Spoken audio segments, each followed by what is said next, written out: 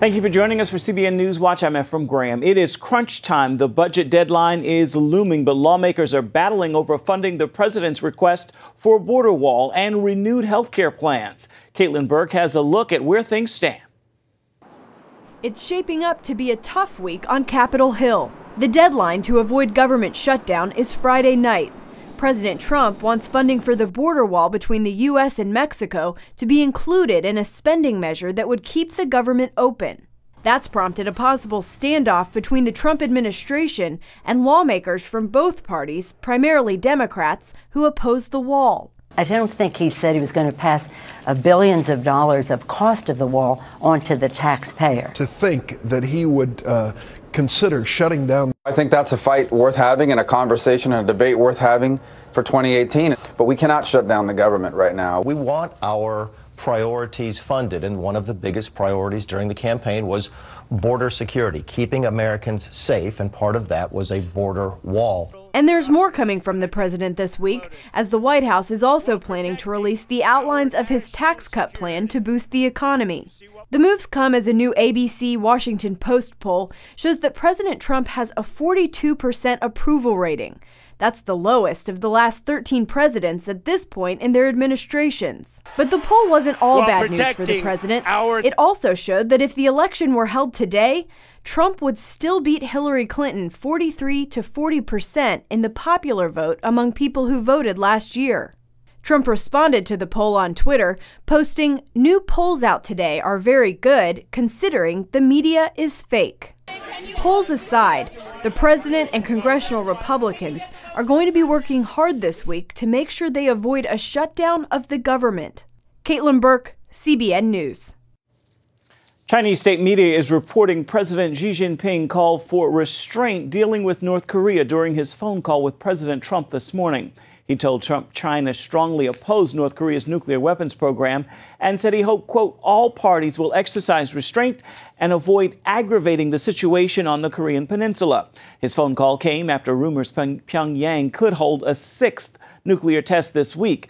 This is the second time the two leaders have spoken by phone since their meeting in Florida earlier this month.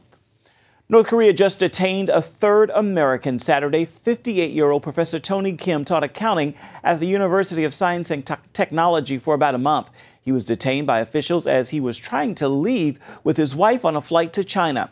And 22-year-old University of Virginia student Otto Warmbier is also still being held after he was arrested for taking a political banner from the hotel where he was staying.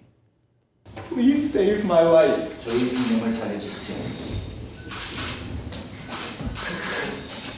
think of my family. And a third American businessman, Kim Dong-chul, is serving a 10-year sentence.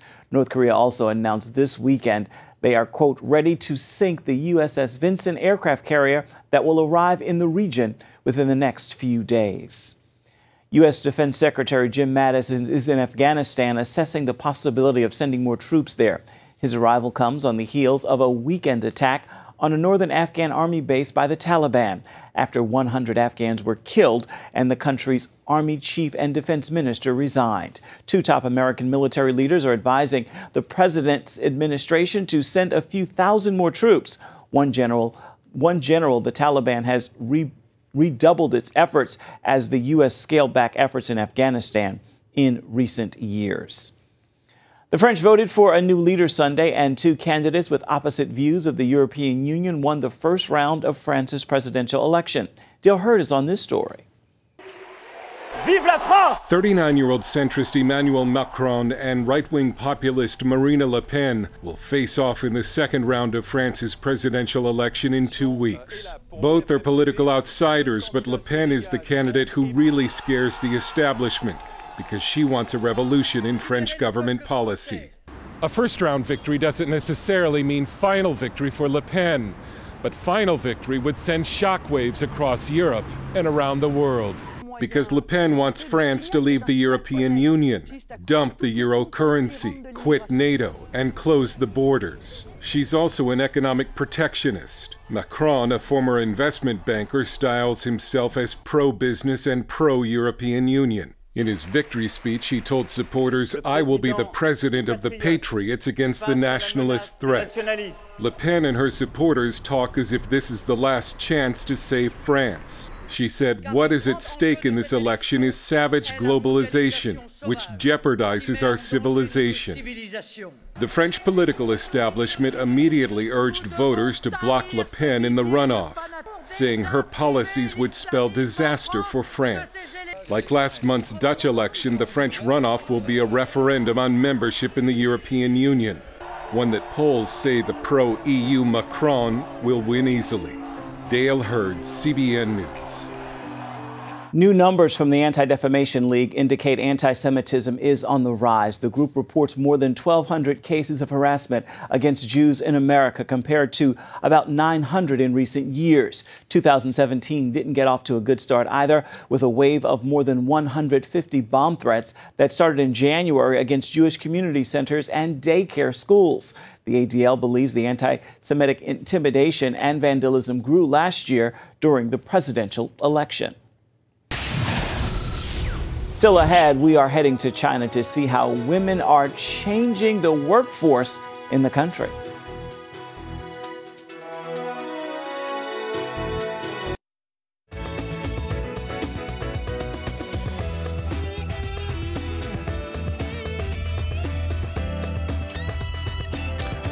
For years, Chinese women stayed home to care for their families, but that's changing with more Chinese women entering the workforce. Meng-Fai Li explains how that is changing Chinese society. For years, Chinese tradition demanded that women be housewives. Many films like this one portrayed them as nurturing mothers and caring wives. Today, many Chinese women still enjoy living that way. I don't have a lot of demands. Good family and a healthy marriage are satisfying. Kids are important to me too. But like their American counterparts, a growing number of young Chinese females are seeking opportunities beyond the traditional role. More of them are now pursuing careers and delaying marriage. According to researchers, in 1990, unwed women between the ages of 25 and 29 counted for only 4% of the Chinese population. By 2010, their numbers increased to 21%. I encouraged my daughter to be married, but she kept on saying that she couldn't find anyone. That's hard to believe. One Beijing organization called Lean In China offers a brand new approach to help unmarried women. Their main purpose is to get Chinese women to understand they can be successful without being married. They faced three main challenges. The first was they lack self-confidence, but that is not a uniquely Chinese issue. The second thing was that they felt that they lacked approachable role models. They don't have anyone to look up to, and they don't know how to make friends outside their social groups. Before I joined Lean In, I was very shy and fearful. I was too afraid of sharing my views. Girls' voices didn't matter. Virginia and her colleagues believe modern Chinese women need to see their value doesn't depend on marriage. And the support needed to come from a community so that they didn't feel alone. Once they knew that there were other people like them who faced these issues, they became less afraid. And also, I feel having this platform would give them the tools to be able to overcome a lot of these internal barriers. As the Lean In program has grown, more Chinese women have come to realize, although they are single, they still have great potential and they make an important contribution to the Chinese economy. Many younger Chinese women today don't have the courage and confidence to be leaders. Traditional Chinese culture tends to mold us into certain shapes. The fact is, Chinese women are capable of being the leader. Nicole Sun is the founder and CEO of Puzzle International Education in Beijing. She was inspired by stories from other female members. Nicole quit her job and immediately started her own company. My father thought I was crazy after I quit the job. They expected me to get a job and be married soon. They didn't understand why I needed to have my own dream. Virginia and her group have big plans for the coming year. They're hoping to create more female entrepreneurs. Together, they believe they can transform this nation in an amazing way. Never marry into the pressure of age, just marry into love, and that's it. And be great, be pretty and smart. Mengfei Li, CBN News. Up next, the fight for the city of David plays out on the big screen. We have a sneak peek at the new CBN docudrama In Our Hands, The Battle for Jerusalem, when we come back.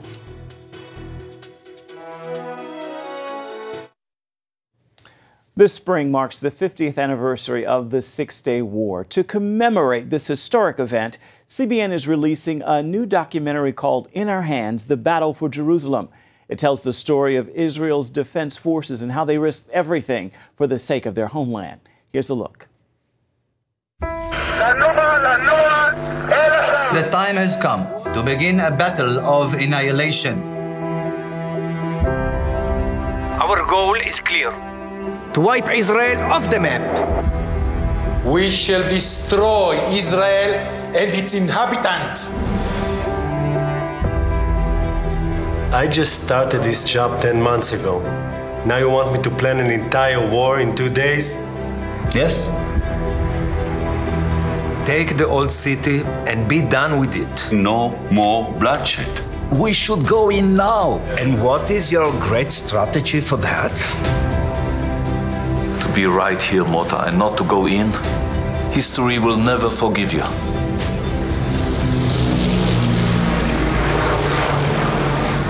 Jerusalem has never been conquered from the east. Not since King David's time. So it will be the second time. And the last one.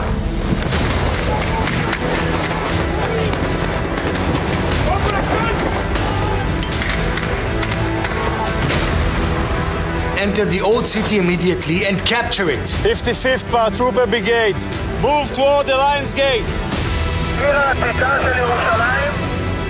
It was a merciless battle, but you didn't complain. For you, it was enough to drive forward and to conquer. Jerusalem is yours, forever.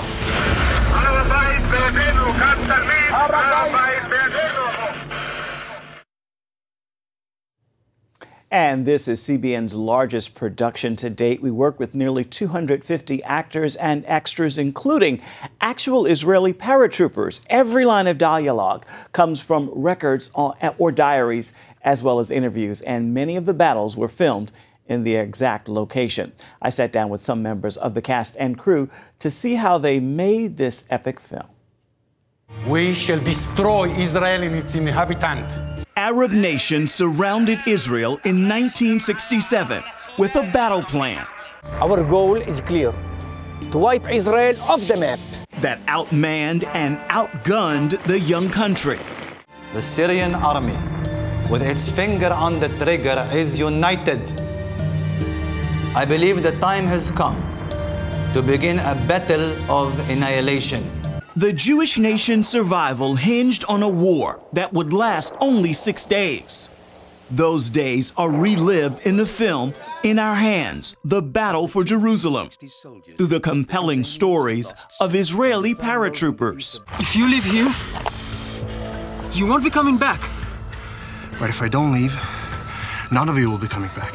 Production for In Our Hands took just under a year to complete, and one of the most pivotal battle scenes was shot right here at Ammunition Hill. We did the shooting on this Jeep right here. This was actually originally Mota Gur's Jeep, the character played by Sharon. On location at Ammunition Hill, we talked with actors Idan Barkai and Sharon Friedman. My grandfather, Aaron, was in the siege on Jerusalem before, and he was telling about it to me when I was young, and it was like, you know, it's like unbelievable that I'm playing like the one that, you know, released the city and take it back which is the place that my grandfather used to be here, like, you know, unprotected.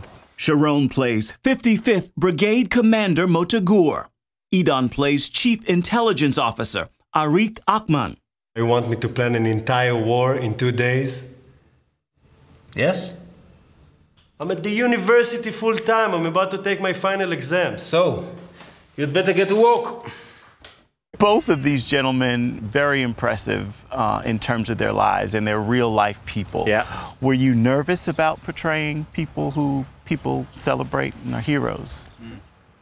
You feel obligated to honor that person, but it's just Arik Akman is such a great person. I was humbled, you know. I just tried to do my best. Tried to give out the emotion and the tension of the moment I was in. Me, myself, I served the army, but I never really fought in big, great wars, fortunately. This film hits close to home for many cast members. I myself was in the army in the paratroopers, so I could give my input to the part and the movie, but it was more real than just a memory of the Israel history. Ishai Ben Moshe plays 71st Battalion Commander Yoram Zamosh. Did you learn anything new about the Six-Day War while filming this? The movie showed me that it's not like we learned in the school. When you learn it, you know all the dates and what happened, but you don't live it. Were there any scenes that were difficult for you, or the most memorable scene for you? What was it? The most memorable was with the actress Ruth Farhi, who plays the woman that gives me the flag of Israel to put on the wall. It was a very emotional scene. I brought you a flag. This flag flew in the old city before we left in 1948. When you get to the wall, I want you to hang this flag. Of course. It will be our honor. Action! Guiding these emotional scenes, producer and director Aaron Zimmerman. There are so many amazing human stories. I didn't want to do a dry documentary, you know, where you have old footage and you're saying, well, this regiment moved here and this regiment moved here. Of course, this being a film about war, there's a lot of darkness in it. But I felt like there's also a lot of light in the film as well. Is my assessment correct, and was that intentional? It was intentional to end on a high note, but it was also my intention not to give an empty, hey, yay, war, we won, because there was so many casualties. Absolutely. And there were so many injuries and people who, both mentally and physically, were never the same after that war. Tell me who.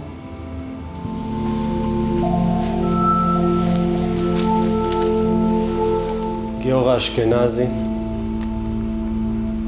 Yair Goldberg, Zaki David, Yoav Tsuri.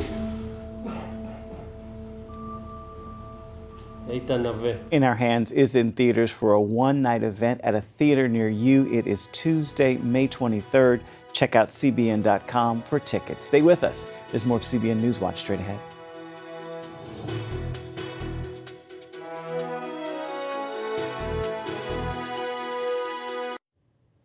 A former church in Washington, D.C. has been transformed into a work of art, literally. CBN's Ben Kennedy takes us inside the Technicolor Church in the nation's capital. It's one building that's hard to miss. You can see it from, 395 from the highway. I mean, that highway sees 175,000 cars a day. Odds are that drive-by audience will lead to a new attention for this former church's new life as a true work of art. A hidden gem in the heart of Washington, D.C. The ability to revive that and still keep the same themes of a church, which is, really a community center. Built in 1886, Friendship Baptist Church outgrew the chapel, put up the property for sale, and moved to a new building just down the street. For years, it remained vacant. That is, until 2012. When an idea blossomed. These are cherry blossoms, right? These are cherry blossoms, and we are inside. Allowing it to transform into a space for the arts and culture community. Right now, we're on the balcony of what used to be a church, and to put things into perspective, take a look. This is where the congregation used to sit. Imagine some rows of pews, the pastor up front. It's now a very large space for activities. Even the piano has been fine-tuned into modern art. We caught up with Atlanta-based artist Alex Brewer, who spent nearly a month just painting the outside of 700 Delaware Avenue Southwest. Was it a challenge to paint something this large, a church?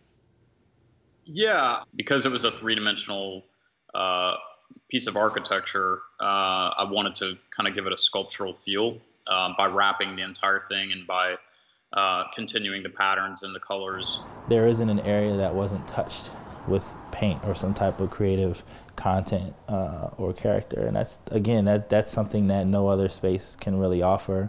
And that creativity attracts tourists inside to take a closer look. You're just visiting, or oh yeah, okay, well get your walk on. All right, please. For 131 years, people have been walking inside this church to pray, worship, and now can still appreciate creation. To be able to share that story of not just what we've done, but what the church congregation before us has done. Ben Kennedy, CBN News, Washington. Very nice. Well, it's time now for your Monday Motivation. Here's a thought to jumpstart your day and your week. The scripture clearly says that God has not given us the spirit of fear, but we have all endured those fearful moments, and sometimes they last longer than they should. Know this, your greatest blessing, promotion, and success are often on the other side of fear. So today, replace fear with faith and move forward in all your Father has for you with that word. Make this a marvelous Monday. That is going to do it for this edition of CBN NewsWatch. You can find more of our exclusive coverage of the issues you care most about always at cbnnews.com. We'd love to hear what you think about the stories you've seen here today. You can do that by emailing newswatch@cbn.com. You can also reach out to us on Facebook, Twitter, and Instagram. Hope you'll join us again right here next time. Make this a marvelous Monday. We'll see you right back here tomorrow.